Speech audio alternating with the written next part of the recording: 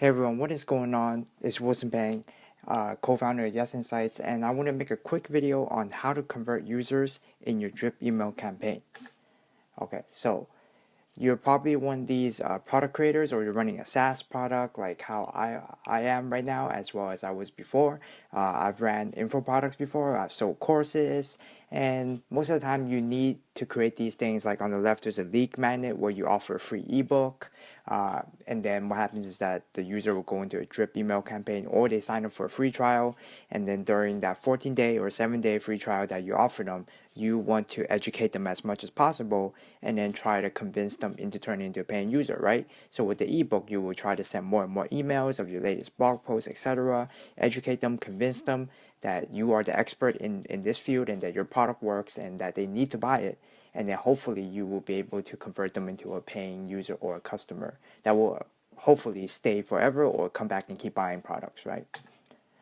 So Customer.io, which is a customer success platform, reported that they only had 6% of their users that go from free to a pay conversion user, pay converted user.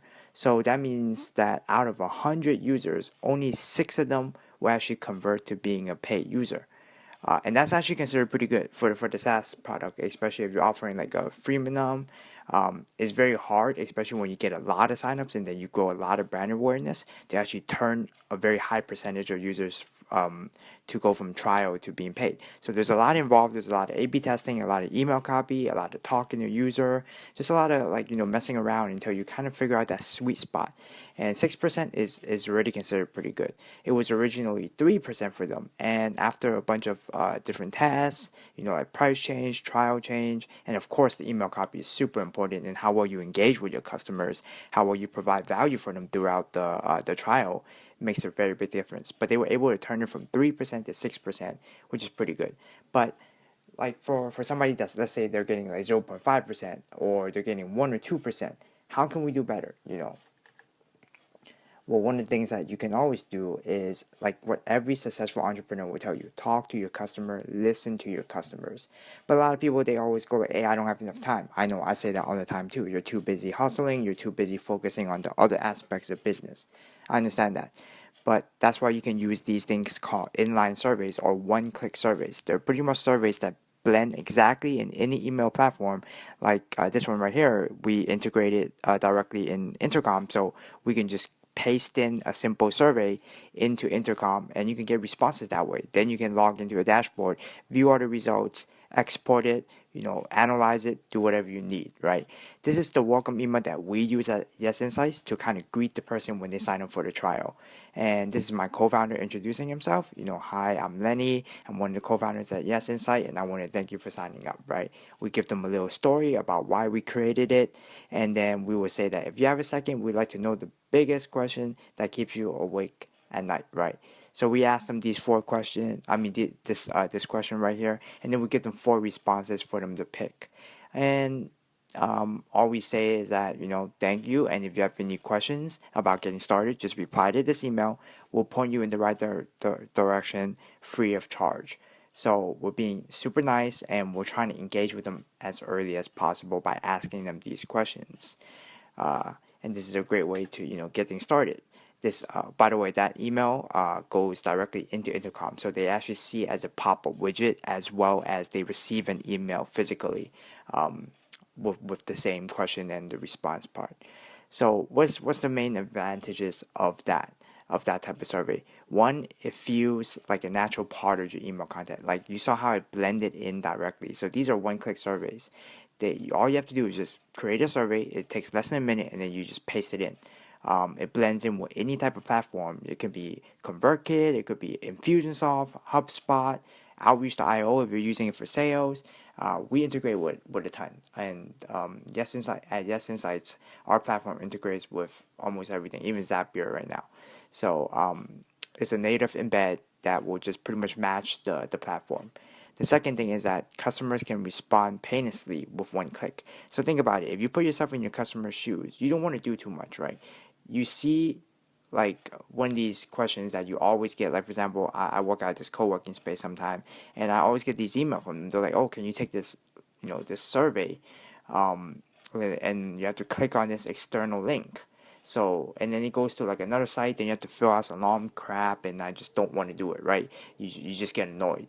With this, you don't even have to think, and you just click on it, and boom, your response is already logged.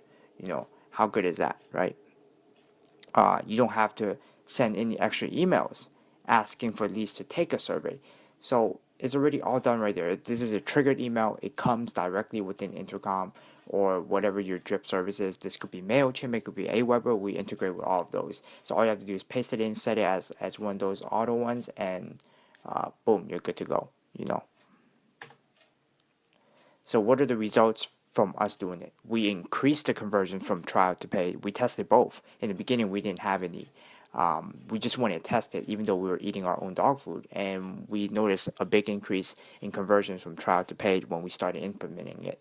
The second thing is that 50% of the people who see the onboarding email, so the one at first, they actually respond to the survey. So they actually click on the response. That is huge. Usually when you send a long email and you start talking to them, people don't respond. But this one, actually, people click on it because they don't have to think and they don't have to hit that reply button. So that is huge. And the next thing is that increase customer engagement and customer feels like you care. So we were able to generate a lot of conversation with customers, and we're able to understand more about what they actually like, and they feel like we care about them. So we kind of like that brings it to the next point, which is we build a relationship. We're building this long-term relationship with the customer, and we're trying to help them, and we're trying to solve the problem instead of trying to sell to them or treat them like one of those guys that walk into a liquor store, buy something and you never see them again.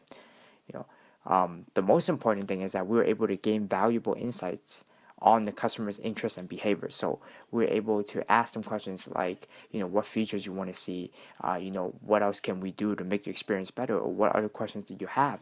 And with all this, we're able to generate these conversations through this engagement, and plus by the comments and the feedbacks that they provide for us by just answering the survey, right?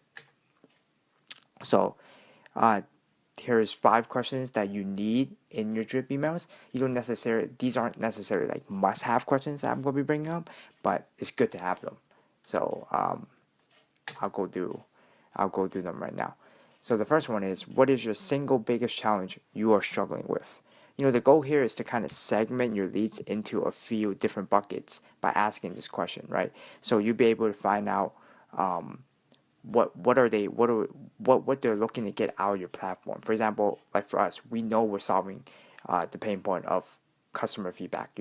We want to ask people, what are the problems right now? What are they struggling with within customer feedback? How are they getting it right now? Is their current solution not robust enough? How can we do better?